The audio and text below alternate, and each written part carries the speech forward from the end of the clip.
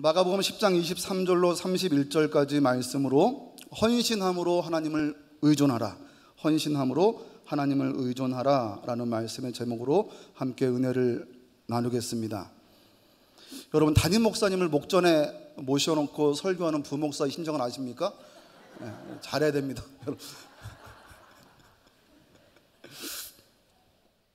예수님이 길을 가실 때에 한 사람이 달려와서 꿇어 앉아 묻습니다. 공간복음서에 이 내용이 다 동일하게 등장을 하는데요, 청년이라고 말하기도 하고 관원이라고 말하기도 합니다. 그러니까 쉽게 말하면 돈이 많은 부잣집 젊은 청년이다, 관원이다 라고 이해하시면 되겠습니다. 이 청년이 예수님께 이렇게 묻는 거죠. 내가 무엇을 하여야 영생을 얻을 수 있겠습니까? 여러분, 물론 이 질문은 매우 잘못된 질문이죠. 우리가 무언가를 해서 구원을 얻는다거나 영생을 얻는 것이 아니란 말이죠. 영생은 자신의 공로나 능력으로 이루어지는 것이 아니기 때문입니다. 이 사람은 어린 시절부터 율법의 내용을 잘 배웠고 또 잘 실천하는 사람이었습니다. 그런 자에게 예수님은 이렇게 말씀하시죠. 네가 아직도 한 가지 부족한 것이 있다.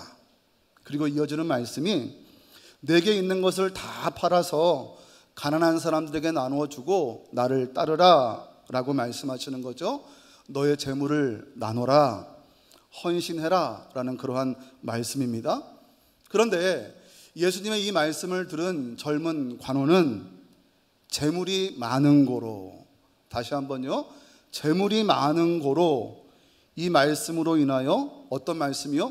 헌신해라 라는 이 말씀으로 인하여서 슬픈 기색을 띠고 근심하며 돌아갔다라고 성경은 말씀하고 있습니다. 지금 제가 방금 말씀드린 이 내용이 오늘 우리가 함께 읽은 본문 바로 앞에 있는 17절로 22절까지의 말씀입니다. 그리고 이제 오늘 본문에서 예수님은 그 관원이요 부자 청년을 떠나보낸 이후에 그 주변에 있던 제자들을 둘러보시게 되죠. 바꿔 말하면 이 제자들은 지금 예수님과 부자 관원의 대화의 내용을 다 들었던 제자들입니다. 23절에 예수님께서 이렇게 말씀하십니다. 같이 읽죠. 예수께서 둘러보시고 제자들에게 이르시되 재물이 있는 자는 하나님의 나라에 들어가기가 심히 어렵도다 하시니. 저는 보이기에는 굉장히 부티나지만 어린 시절에 어려운 삶을 살았습니다. 그래서 이 어린 나이에 이 본문의 설교를 들으면 희망이 있더라고요. 부자는 하나님 나라에 못 가나 보다. 바꿔 말하면 우리 집은 가난하니까 나는 하나님 나라에 들어가기가 조금 더 쉽겠다라는 그런 생각을 하면서 위로받았던 기억이 있습니다.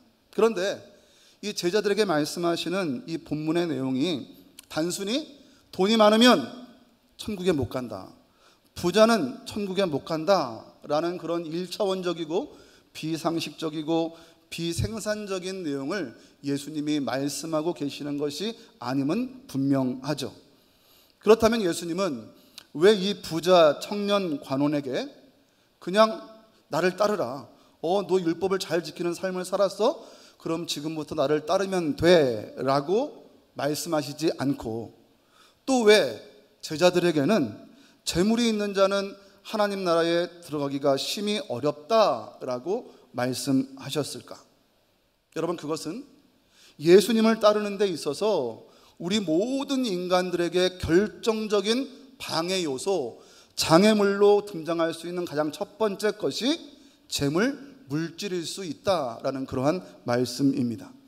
그도 그럴 것이 이 부자 청년에게는 재물이 그의 삶의 지표를 나타내는 가장 중요한 매개체였죠.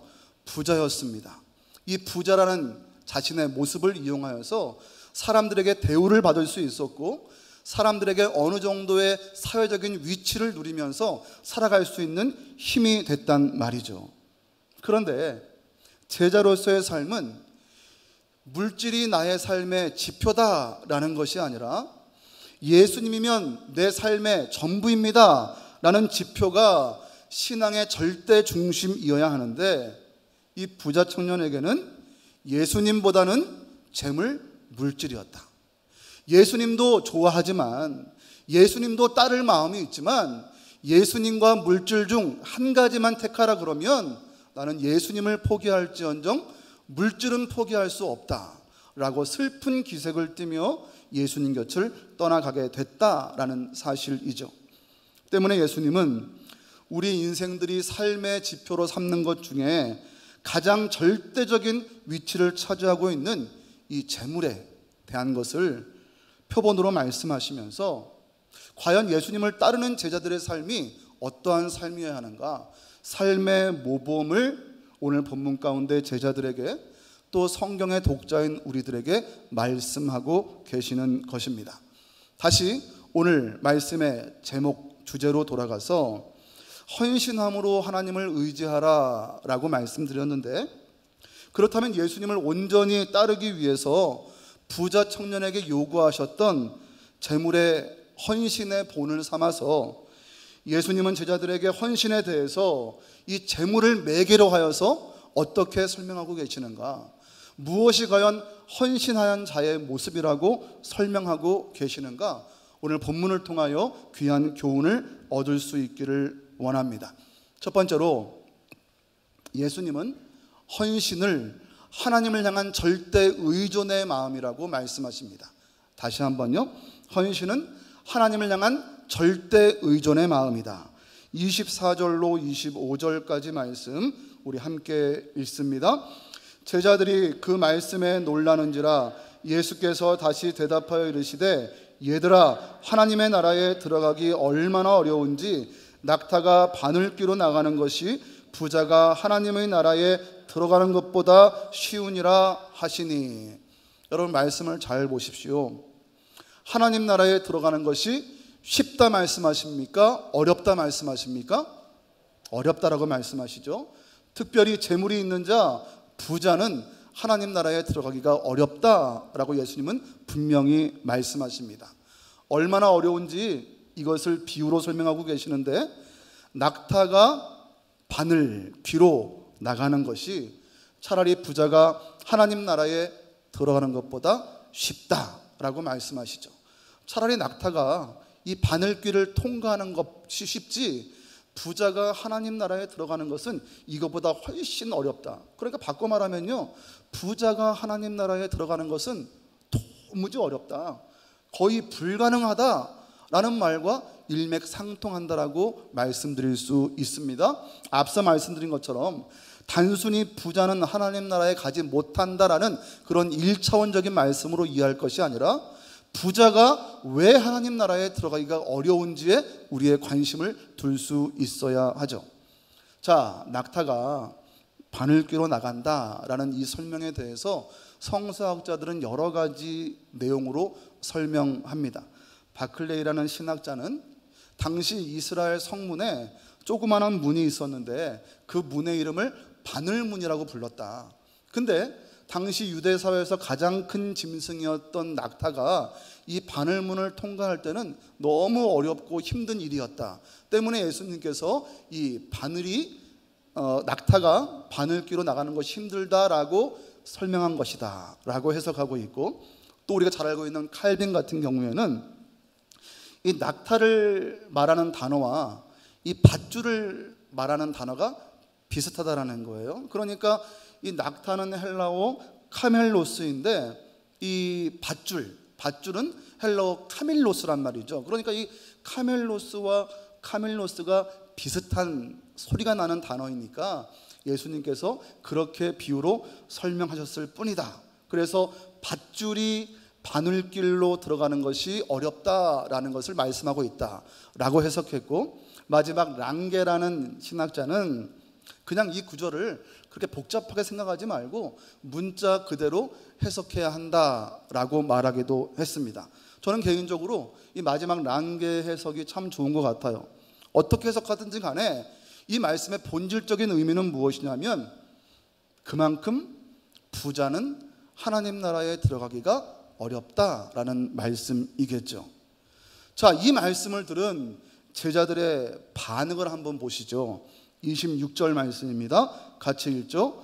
제자들이 매우 놀라 서로 말하되 그런즉 누가 구원을 얻을 수 있는가 하니. 제자들이 놀라는 거예요. 자신들이 볼 때 이 젊은 관원 정도면 하나님 나라에 들어갈 수 있을 만한 충분한 스펙과 충분한 겉모양을 가지고 있단 말이죠.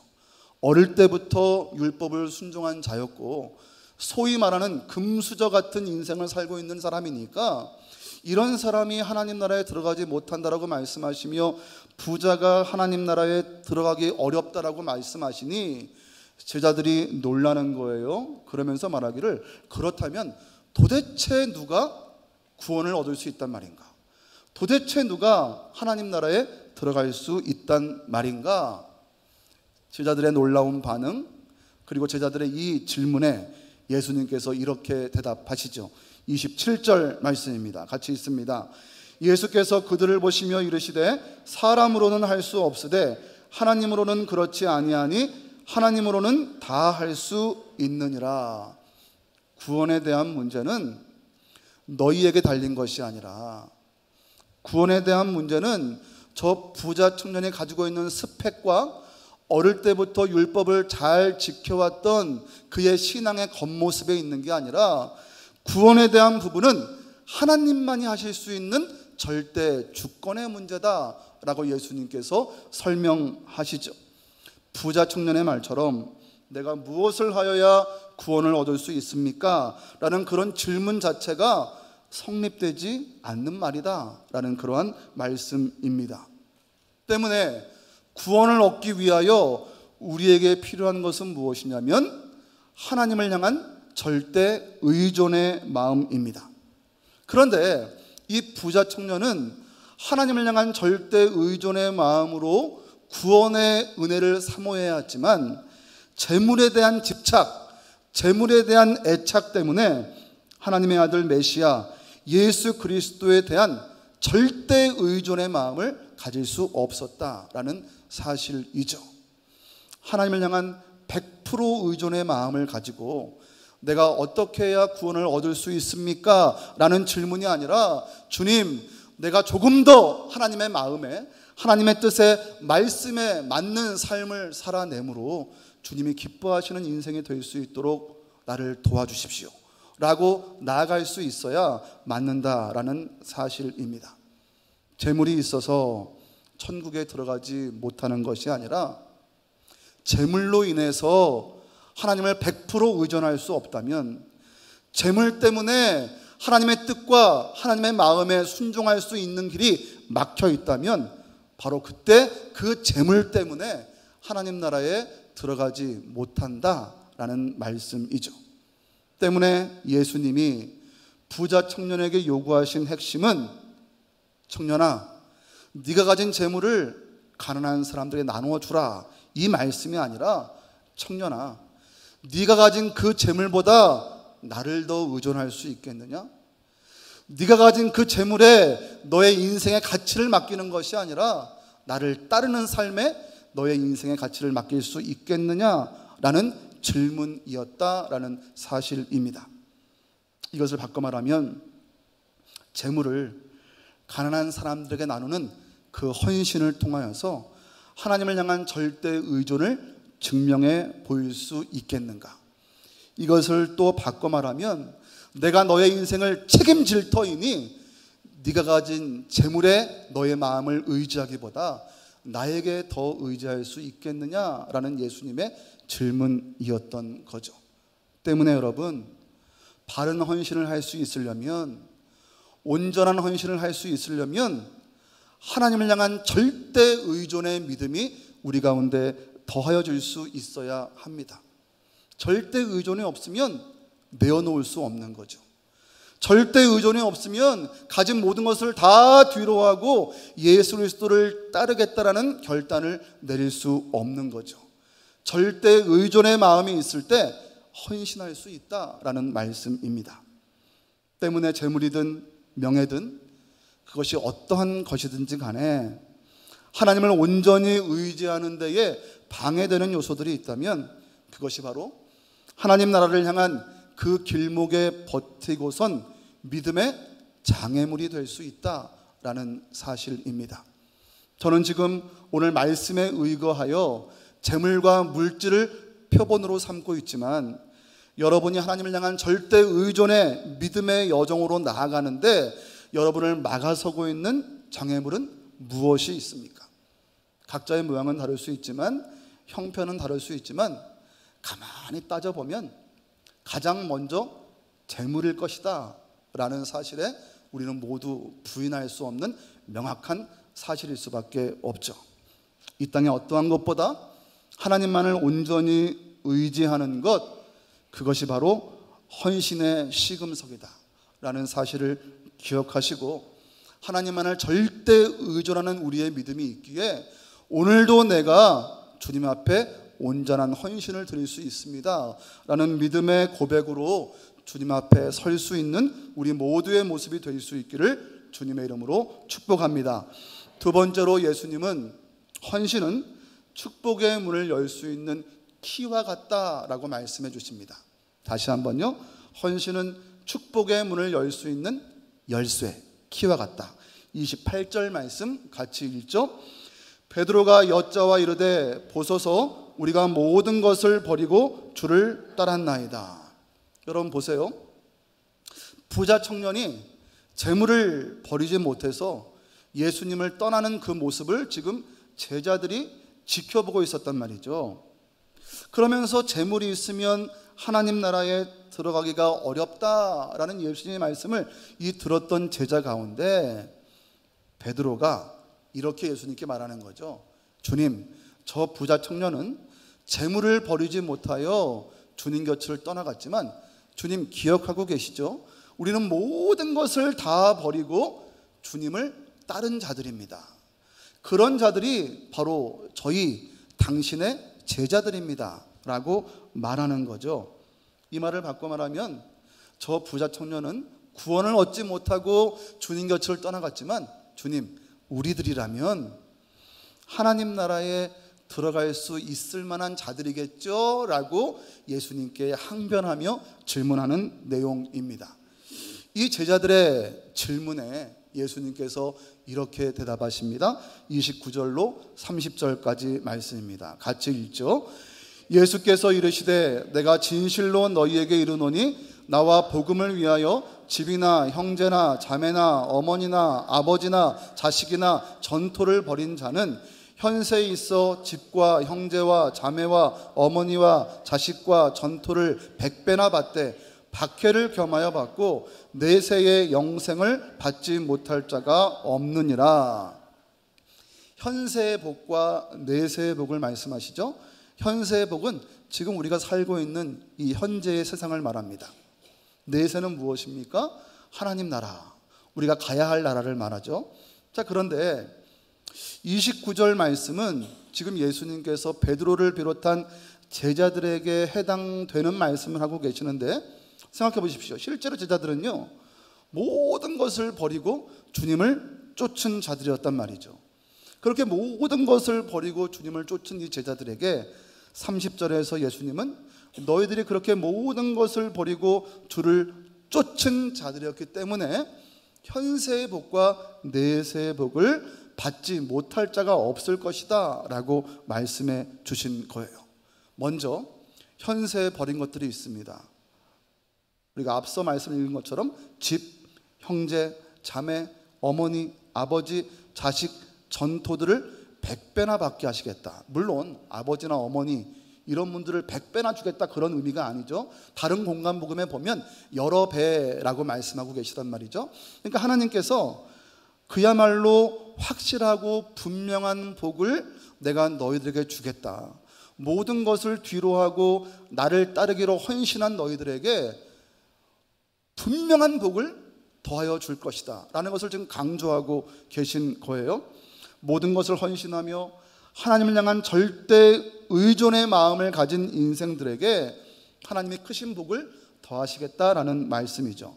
그런데 또 한 가지 분명한 사실이 무엇이냐면 내가 이 땅 현세 가운데 너희 가운데 100배의 복을 더할 터인데 박해를 겸하여 받고 라는 말을 붙이세요. 그러니까 분명한 사실이 무엇이냐면 너희가 이 현세를 살면서 하나님을 향한 절대 의존의 믿음의 모습을 가지고 나오기를 너희도 소원하겠지만 박해를 겸하여 받을 거야. 이 말을 바꿔 말하면 너희가 올고지 바르게 그 믿음의 길을 걸어가기 위해서는 분명히 힘들고 어려운 일이 닥칠 거야. 그 힘들고 어려운 일이 외적으로는 세상으로부터의 탄압이겠죠. 우리가 올고지 믿음의 길을 걸어가는데 자꾸 우리를 방해하고 우리를 멸시하고 우리를 박해하는 세상의 힘이 있을 거란 말이죠. 두 번째 고난은 무엇입니까? 내적인 갈등입니다. 내가 주 앞에 온전히 나가야 하는데 내 마음의 욕심과 내 마음의 욕망이 이 안에서 다투는 거예요. 그러니까 내가 주 앞에 온전히 헌신하고 싶은 마음이 있기도 하지만 계산이 앞서지 않습니까? 계산기를 항상 우리 머릿속에 달고 살잖아요. 계산해 보니 이렇게 헌신하면 안 되고, 계산해 보니 내가 이렇게 온 마음과 정성을 다하여 믿기만 하면 안 될 것 같은 내적 갈등이 일어난다는 거예요. 그러니까 너희들이 현세의 복을 받기 위해서 올고지 모든 것을 다 뒤로하고 나를 쫓는 그 믿음 가운데는 박해가 있을 것인데, 외부로부터의 박해와 내적인 갈등, 이 박해가 함께 어우러지며 너희를 참 힘들게 할 거야. 그럼에도 불구하고 너희들이 올고지 믿음의 길을 걸을 수 있다면 내가 현세의 복을 더해줄게. 뿐만 아니라 그들 중에는 내세의 복까지 받지 못할 자가 없을 거야. 그러니까 무슨 말이에요? 현세에 누렸던 그 복, 하나님 나라에서는 더 큰 은혜와 축복으로 더해 주실 거야 라는 그런 주님의 약속이란 말이죠.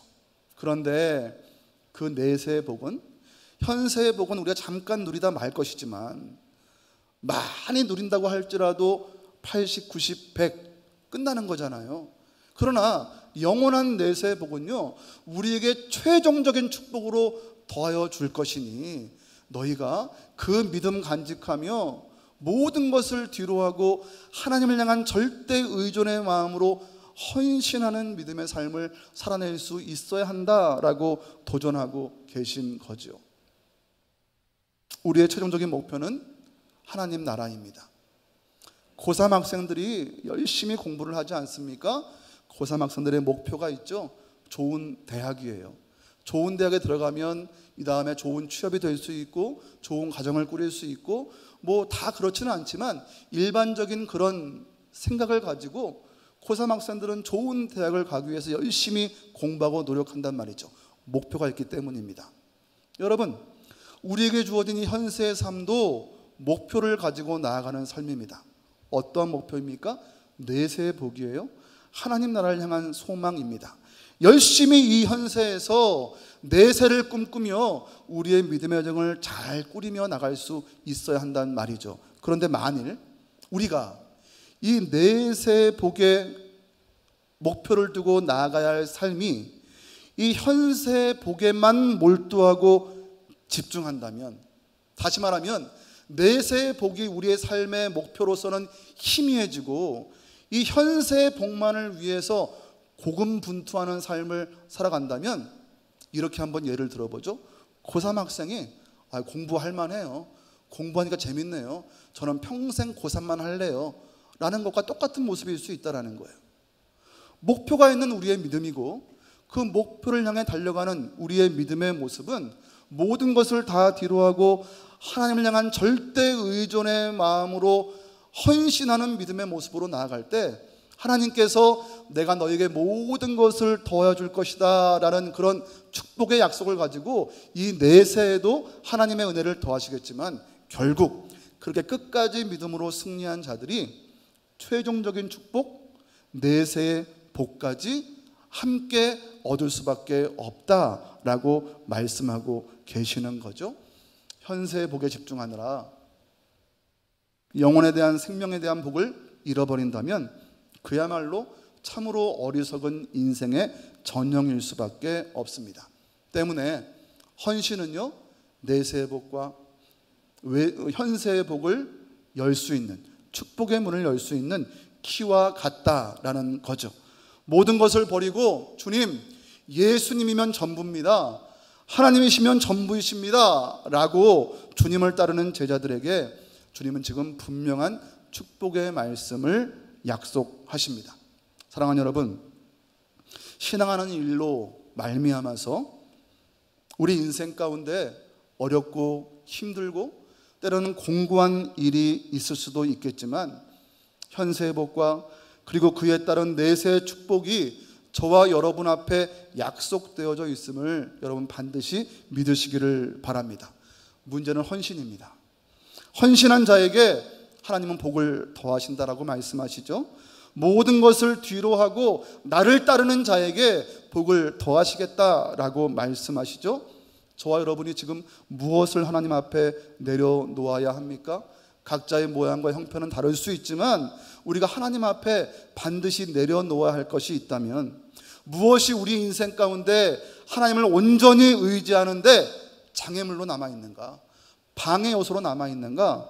여러분, 그것들을 내려놓을 수 있다면 내려놓을 것을 내려놓고 내가 이제 무엇으로 주님 앞에 헌신할 것인지에 대한 깊은 영적 고민이 우리 가운데 나타날 수 있어야 합니다.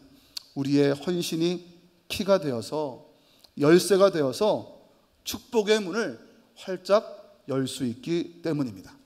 이 시간 헌신하며 주를 따라가는 자들에게 주시는 현세의 복과 내세의 복 모두가 우리 사랑하는 동산교회 성도들 모두에게 충만히 내리워질 수 있기를 주님의 이름으로 축복합니다. 마지막 세 번째로 주님은 헌신은 끝까지 겸손하게 이어져야 한다라고 도전하십니다. 헌신은 끝까지 겸손하게 이어져야 한다. 31절 말씀 같이 읽죠. 그러나 먼저 된 자로서 나중되고 나중된 자로서 먼저 될 자가 많으니라. 베드로와 제자들은 모든 것을 버리고 예수님을 따른 자들이었습니다. 재물이 많았던 부자 청년만큼은 아니었겠지만 자신들의 재산을 비롯한 모든 것을 뒤로하고 예수님을 따랐던 자들이 바로 제자들이었단 말이죠. 때문에 그들은 스스로 누구보다 우리는 예수님을 온전히 따르고 있다. 심지어 방금 눈앞에 보았던 부자 청년과 비교해 보아도 우리는 예수님을 온전히 따르고 있다라고 자부할 만한 자들이었죠. 실제로 그들은 스스로 자부하는 모습을 보입니다. 이미 28절에 본 것처럼 우리가 모든 것을 버리고 주를 따랐나이다 라고 주님 앞에 항변할 정도였으니까 말입니다. 그런데 그런 제자들에게 예수님은 31절 말씀을 주시는 거예요. 자기 경로와 교만의 마음을 가진 제자들에게 예수님 앞에 내가 얼마나 주님 앞에 헌신했는지 압니까? 내가 얼마나 주님을 정성을 다하여 따랐는지 아십니까? 라며 자기 공로와 교만의 마음을 거부하시는 말씀으로 이 31절 말씀을 주시는 거예요. 마태복음 2장 21절에는 한 여인의 이야기가 등장합니다. 세베대의 아내이기도 하고 예수님의 제자였던 야고보와 요한의 어머니이긴 살로메에 대한 이야기죠. 예수님이 예루살렘으로 올라가시려는 때에 야고보와 요한의 어머니 살로메가 예수님께 절하며 이렇게 요청합니다. 주님께서 주의 나라에 올라가실 때에 나의 두 아들 야고보와 요한을 하나는 우편에 하나는 좌편에 앉게 해주십시오 라고 요구하게 되죠. 어미의 마음으로 자기 아들들이 예수님의 좌우편에 앉는 그 영광을 누릴 수 있다면 얼마나 큰 축복이겠습니까? 지금 그 바람을 드러내는 거예요. 근데 이 말을 나머지 제자들이 전해 듣게 된 거예요. 그러니까 야고보와 요한을 제외한 나머지 제자들이 이 말을 듣고 나서 성경에 보면 이 야고보와 요한 두 형제에 대해서 심히 분이 여겼다라고 성경은 말씀하고 있단 말이죠. 살로메의 모습이나 이 제자들의 모습은 공이 우리는 모든 것을 버리고 다 예수님을 따랐으니 주님 나를 기억해 주세요. 내가 먼저 아닙니까? 내 공로를 기억하고 계시죠? 라는 교만의 발로의 모습을 지금 보이고 있다라는 사실입니다.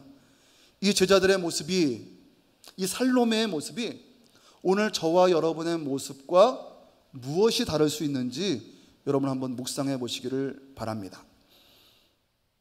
제가 서울에서 사역했던 교회는 굉장히 큰 교회였는데 제가 사역했을 때 30주년이 된 교회였어요.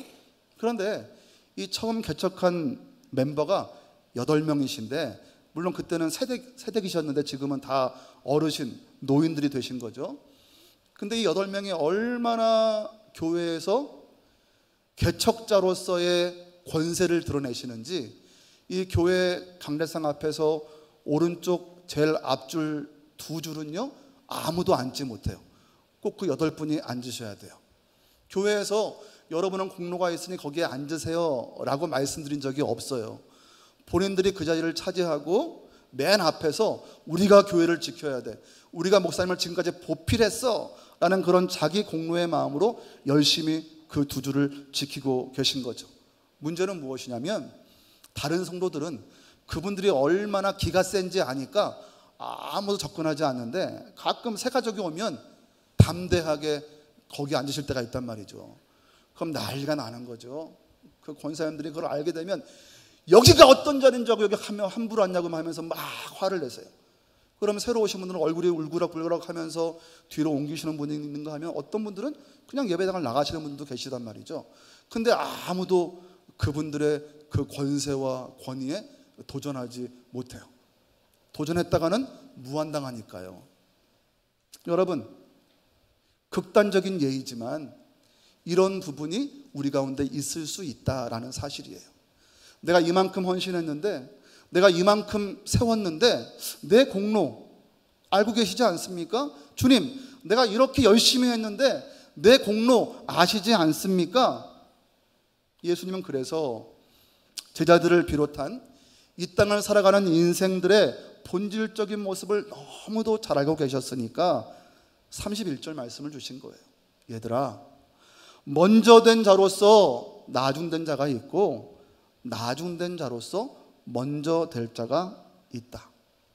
야고보와 요한처럼, 베드로처럼, 제자들처럼 그렇게 자기 공로의 마음으로 결국 교만한 마음을 가진 자들 때문에 예수님께서는 먼저가 아닌 나중이 될 자가 너무도 많다라고 말씀해 주시는 거죠. 처음에는 겸손한 마음으로 열심히 헌신하고, 처음에는 모든 것을 버리고 주를 따랐던 제자들이 주님이면 전부입니다 라는 믿음의 결정으로 주님을 따랐던 제자들이 3년여간 주님과 동행하면서, 야, 이쯤 되면 내가 좋은 신앙 가진 거 아닌가? 내가 이쯤 되면 주님 앞에 당당히 내세울 수 있는 거 아닌가? 라고 말하며 자기 공로를 말하면서 주님께 항변하기에 예수님은요, 그런 모습까지 완전히 버릴 것을 지금 요구하고 계신 거죠. 먼저와 나중은 하나님이 우리에게 주실 축복의 기준이나 가늠자가 아닙니다. 누가 신앙생활을 오래 했는가? 누가 신앙의 연륜이 짧은가? 그것이 하나님의 축복하실 기준이나 가늠자가 되지 못한다는 거예요. 우리에게 주실 축복의 기준은 하나님이 정하시죠. 하나님의 기준은 무엇입니까? 먼저와 나중이 아니라 여전히 하나님 앞에 겸손한 모습으로 마음의 중심을 온전히 주님 앞에 드리며 총체적으로 세밀하고 완벽하게 주님 앞에 서 있는 성도, 여러분, 그런 성도들을 주께서 찾고 계시고 그런 성도들의 믿음을 가늠해 보시며 상급을 더하여 주실 거란 말이죠. 따라서 모든 것을 버리고 주님을 따르는 성도라면 교만하지 말고 끝까지 겸손하게, 주님 오실 때까지 겸손하게, 주님 오실 때까지 가장 낮은 자리에서 모든 판단을 하나님께 맡긴 채 따르는 헌신의 모습을 보일 수 있어야 한다는 사실입니다. 사랑하는 여러분, 이 시간 축복하기는 끝까지 겸손하게 헌신하는 저와 여러분의 모습이 될 수 있기를 바랍니다. 먼저 신앙한 자든 나중에 신앙한 자든 간에 주실 축복과 상급에 대한 판단은 하나님께 맡기고, 우리는 그저 우리에게 주어진 사명의 자리에서 더욱 겸손히 주님을 온전하고 신실하게 따르는 우리 모두의 모습이 될 수 있기를 주님의 이름으로 축복합니다. 말씀을 마칩니다. 모든 것을 다 행했어도 하나님을 향한 온전한 헌신의 모습을 보이지 못하여 슬퍼하며 근심하며 주님 곁을 떠났던 부자 청년의 모습을 통해 성도로서의 우리들의 헌신의 모습을 다시 한번 되돌아볼 수 있기 원합니다. 사랑하는 여러분, 헌신은 하나님을 향한 절대 의존의 모습입니다. 헌신은 축복의 문을 열 수 있는 열쇠와도 같습니다. 헌신은 처음부터 끝까지 겸손하게 나아갈 수 있어야 합니다. 우리는 다음 주일을 맥주 감사 주일로 하나님 앞에 드리게 됩니다. 이미 알고 계시는 것처럼 이렇게 참으로 아름다운 동산교회 이 예배당은 우리 성도님들이 기도하며 눈물과 헌신으로 세워진 아름다운 예배당입니다. 그런데 세월이 참 많이 지나면서 보수할 것이 눈에 보이고 보강할 부분들이 참 많이 드러나는 상황입니다. 하나님의 전인 이 예배당을 잘 보존하고 관리하면서 아름답게 일구어 가는 것은 한 몸 이룬 우리 모든 성도들의 사명인 것이 분명하죠. 또 한 가지 우리가 기억할 것이 있습니다. 이 지역사회가 재개발 등으로 인하여서 환경이 변해가고 있단 말이죠. 우리 교회가 위치한 이 지역사회 흐름이 있습니다. 이 흐름에도 우리가 분에 넘쳐서는 안 되지만 우리가 할 수 있는 한 최선을 다해서 능동적으로 대처하며 준비해 나갈 수 있어야 합니다. 수리할 부분, 보수할 부분, 보강할 부분, 가꾸어야 할 부분을 우리가 생각하고 기억하고 준비해야 한단 말이죠. 따라서 근본 맥주 감사 주일에 교회를 사랑하는 마음으로 우리가 함께 다시 한번 헌신의 마음을 가지고 예배할 수 있으면 좋겠습니다. 여러분, 돈으로 되는 일이 아닙니다. 하나님을 향한 절대 의존의 마음이 있을 때 우리가 이 일을 함께 이뤄낼 수 있습니다. 그런 헌신의 마음으로 함께 이루어 가야 할 일이기도 합니다. 이 시간 마지막으로 다시 한번 축복하기는 우리 모두가 온전한 헌신으로 하나님의 마음을 감동케 해드릴 수 있으면 좋겠습니다. 저와 여러분이 하나님을 향한 절대 의존의 헌신으로 하나님의 나라가 주의 몸된 교회가 더욱 든든해져 가고 우리의 인생에는 현세의 복과 내세의 복이 더해지는 우리 모두의 모습이 될 수 있기를 주님의 이름으로 간절히 축원드립니다. 기도하겠습니다. 사랑과 은혜가 풍성하신 하나님 아버지, 참으로 감사합니다. 헌신함으로 하나님을 향한 절대 의존의 믿음을 주 앞에 보이는 우리의 믿음이 될 수 있기를 원합니다. 온전한 헌신을 드리지 못하는데, 하나님을 절대 의존하지 못하는데 방해되는 우리 믿음의 장애물이 무엇인지 계수해 볼 수 있도록 주님 인도하여 주시고, 이 시간 그것을 주님 앞에 내려놓고 주께서 현세의 복과 내세의 복을 더하심을 마음 가운데 분명히 믿고 주 앞에 온전한 헌신으로 나갈 수 있는 우리 모든 성도들의 모습 될 수 있도록 축복하여 주시옵소서. 감사드리며 예수님 이름으로 기도합니다. 아멘.